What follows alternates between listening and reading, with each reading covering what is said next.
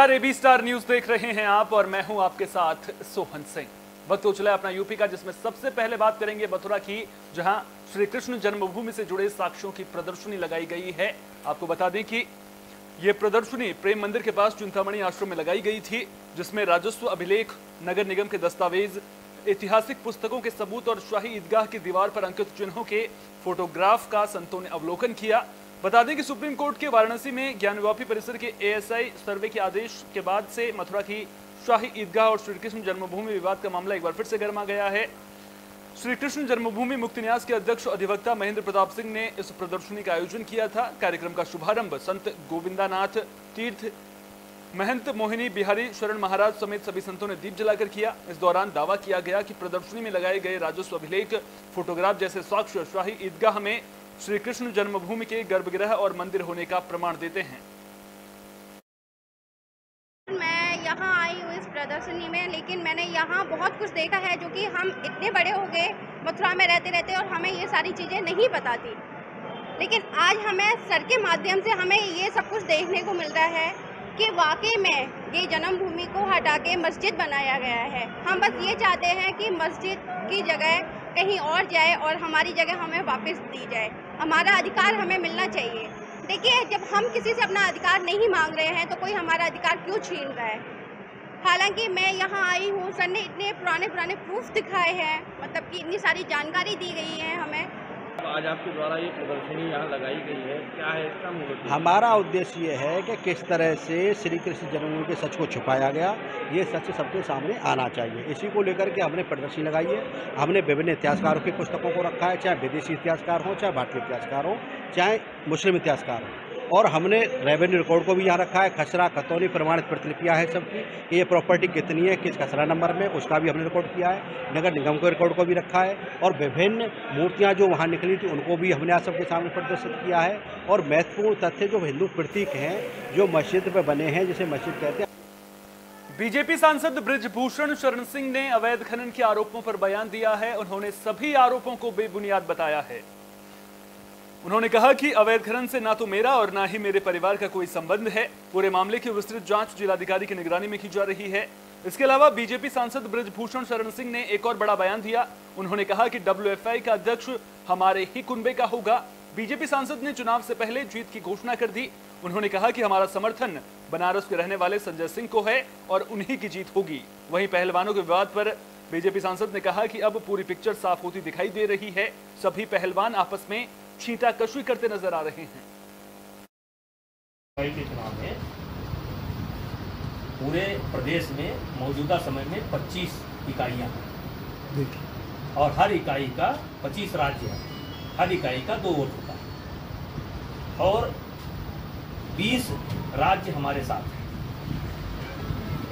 और एक तरफा अगर कहें तो उधर केवल 3 राज्य हैं, 2 राज्य अभी ढुलमुल नीति पर है। तो 20 हमारे पास है, 5 बाहर हैं। तो आप सोच सकते हैं कि जीत किसकी होगी। उत्तर प्रदेश का ही अध्यक्ष होगा। आपके पक्ष से कौन है वो प्रत्याशी? हमारे लोकसभा सांसद रामशंकर कठेरिया की मुश्किल बढ़ गई है। आगरा कोर्ट ने रामशंकर कठेरिया को 2 साल की सजा सुनाई है, साथ ही 50,000 रुपए का जुर्माना भी लगाया है, जिसके बाद अब मामले को लेकर सियासत भी खूब देखने को मिल रही है।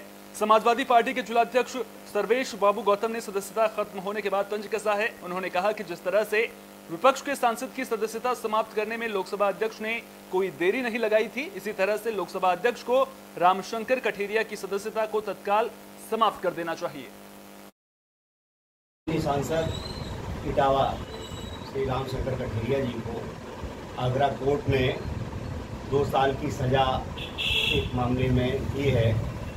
तो मैं यही मांग करता हूं कि जिस तरह से विपक्ष के सांसद की सदस्यता खत्म करने में लोकसभा अध्यक्ष जी ने कोई देर नहीं लगाई थी, उसी तरह से इन सांसद महोदय की भी सदस्यता माननीय लोकसभा अध्यक्ष जी को तत्काल समाप्त कर देनी। फिरोजाबाद पुलिस को बड़ी कामयाबी मिली है। पुलिस ने दारोगा दिनेश मिश्रा की हत्या का खुलासा कर दिया है। आपको बता दें कि दारोगा दिनेश मिश्रा की हत्या किसी और ने नहीं बल्कि उनके ही साथ रहने वाले प्राइवेट कर्मचारी धीरज शर्मा ने की थी। पुलिस ने बताया कि मामूली कहासुनी होने पर उसने अपने पास रखे तमंचे से गोली मारकर हत्या कर दी थी। आरोपी ने पुलिस को गुमराह करने के लिए हत्या की कहानी भी रची और 2 दिन तक पुलिस को झूठ बोलकर घुमाने की कोशिश करता रहा, लेकिन आखिरकार वो अपने ही बनाए जाल में खुद फंस गया। हमारी पूरे जनपद के सभी अधिकारी, एसएसपी महोदय स्वयं, सभी लोग और उसके बाद हमारे रेंज स्तरीय अधिकारी सभी लोग वहाँ मौके पर पहुँचे और तत्काल हम लोगों ने घटना की सूचना के बाद उनको हॉस्पिटल शिफ्ट किया था, जहाँ उनकी ब्रॉड डेड डिक्लेयर किया गया था। इस घटना में हमारे पूरे जनपद की टीम लगाई गई। 4 टीमें हमारी लगातार काम कर रही थी। बुलेटिन में बात बागपत की, जहां हाईटेक वेजिटेबल नर्सरी का माफ कीजिएगा, बागपत में हाईटेक वेजिटेबल सीडलिंग नर्सरी तैयार की जा रही है। बता दें कि 1 एकड़ जमीन से नर्सरी की शुरुआत की गई है। यहां हर साल 15 लाख पौधे तैयार होंगे और फिर 15 अक्टूबर से 1 रुपए प्रति पौधा किसानों में बांटा जाएगा। नर्सरी की शुरुआत का मकसद किसानों की आय बढ़ाना है। बागपत डीएम जेपी सिंह ने नर्सरी का औचक निरीक्षण भी किया। बता दें कि बागपत के कृषि विज्ञान केंद्र परिसर में हाईटेक वेजिटेबल सीडलिंग नर्सरी तैयार कराई जा रही है। में एक हाईटेक नर्सरी की स्थापना हो रही है खेकड़ा तहसील में, जो भारत सरकार की RKVY योजना है, राष्ट्रीय कृषि वृद्धि योजना। उसके अंतर्गत ये एक यूनिक प्रोजेक्ट है जो कि मनरेगा के फंडिंग से ये बन रहा है। और खेकड़ा में जो कृषि विज्ञान केंद्र है उसमें 1 हेक्टेयर में ये करीब 1 करोड़ की लागत से बन रही है और इसमें करीब 15 लाख तक पौध तैयार हो सकेगी। और वो नोएडा के सेक्टर 15 में बीती रात जमकर बवाल देखने को मिला है। दरअसल एक होटल के बाहर बाइक खड़ी करने को लेकर विवाद हुआ था, जिसके बाद जमकर लात घूंसे चले। 5 से 6 लोग मारपीट करते नजर आए, जिसका वीडियो सोशल मीडिया पर जमकर वायरल हो रहा है। लोगों का कहना है कि रात होते ही आसपास के ढाबों पर शराब पिलाई जाती है, जिसकी वजह से अक्सर इस तरह के वीडियो सामने आते रहते हैं।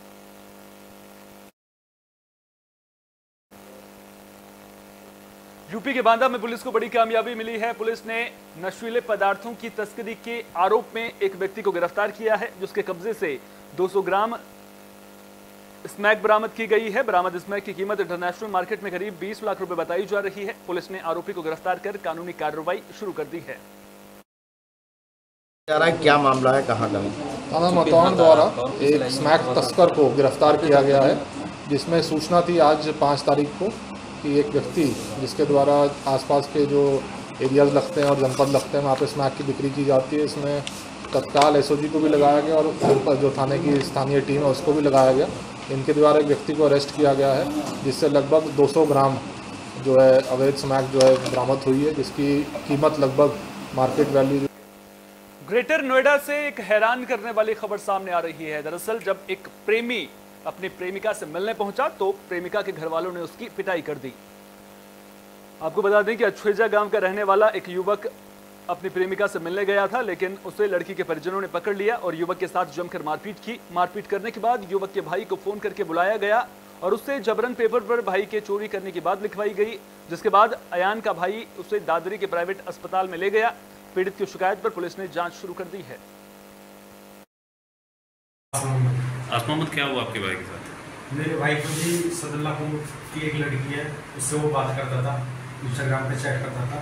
उस लड़की ने इसको 2-3 बार अपने घर बुलाया, जिसमें कि वो भी हमें पता चला है कि वो 2-3 बार उसके घर जा चुका है। लेकिन लास्ट टाइम वो भी गया है कल रात को 2 बजे में। तो उसमें लड़की के घर वालों ने उसको देख लिया लड़के को और उसके साथ बहुत ही बर्बरता के साथ मारपीट की है। इसका हाथ भी फ्रैक्चर है, एक पैर फ्रैक्चर है और उसका यहाँ से जावड़ा पूरा टूटा हुआ है। ये दांत सारे टूटे हुए हैं उसके। ठीक है, 3 बजे के समथिंग मेरे पास फोन आया उन लोगों का, लड़की के भाई का। उनका फोन आया कि तुम्हारा भाई ऐसे ऐसे यहाँ पे आया है। और इसमें जो जैसे हमने थाने में दिए, कुछ लोगों के फोन भी आ रहे हैं, दबाव बना रहे हैं कि फैसला करो, ये करो। देखो साहब, हम इसमें कानूनी कार्रवाई चाहते हैं। कानून उन्होंने अपने हाथ में लिया है, जान से मारने की बहुत वो कर दी इन्होंने। क्या वजह थी कि आपका बेटा वहाँ गया? क्यों? ये मेरे बड़े भाई का लड़का था जी। अच्छा। हाँ, फोन करके धोखे से। बागपत में 4 महीने की बच्ची की संदिग्ध परिस्थितियों में मौत का मामला सामने आया है। बच्ची के पिता ने बच्ची की मां पर ही गला दबाकर हत्या करने का आरोप लगाया है। पुलिस मामले की जांच कर रही है। जानकारी के मुताबिक बच्ची की मौत के बाद गमगीन माहौल में बच्ची को दफना दिया गया था, लेकिन तभी परिवार के लोगों को महिला पर शक हुआ। बताया ये भी जा रहा है कि बच्चे की मां ने अपना जुर्म कबूल कर लिया है। पुलिस कानूनी कार्रवाई में जुट गई है। ये कोताना गांव में जो है एक बच्ची की डेथ हो गई थी, 3 माह की थी लगभग। तो उसके पिता अजय कुमार ने एप्लीकेशन दिया था कि हमारी बच्ची का जो है शव निकलवा पोस्टमार्टम कराया जाए, क्योंकि उस मौत को संदिग्ध उससे प्रतीत हो रहा था। तो उस पर जो है CRPC 174(4) 176(3) में DM साहब ने आदेश किया था। शव को निकाल के जो है पंचायतनामा करा के पोस्टमार्टम के लिए मेरे और CO साहब के नेतृत्व में। बुलेटिन के आखिर में बात फर्रुखाबाद की, जहां एक ट्रक में शॉर्ट सर्किट की वजह से भीषण आग लग गई। आपको बता दें कि मामला इटावा बरेली हाईवे पर पसनिंगपुर के पास का है। ट्रक ड्राइवर ने जलते ट्रक से कूदकर अपनी जान बचाई। करीब 1.5 घंटे बाद मौके पर पहुंची फायर ब्रिगेड की टीम ने कड़ी मशक्कत के बाद आग पर काबू पाया, लेकिन तब तक ट्रक में लदा करीब 10 क्विंटल से ज्यादा सूजी मैदा जल चुका था। बता दें कि ट्रक में 500 बोरी मैदा लाद कर धौलपुर राजस्थान के लिए ले जाया जा रहा था, लेकिन इसी दौरान ट्रक में आग लग गई थी।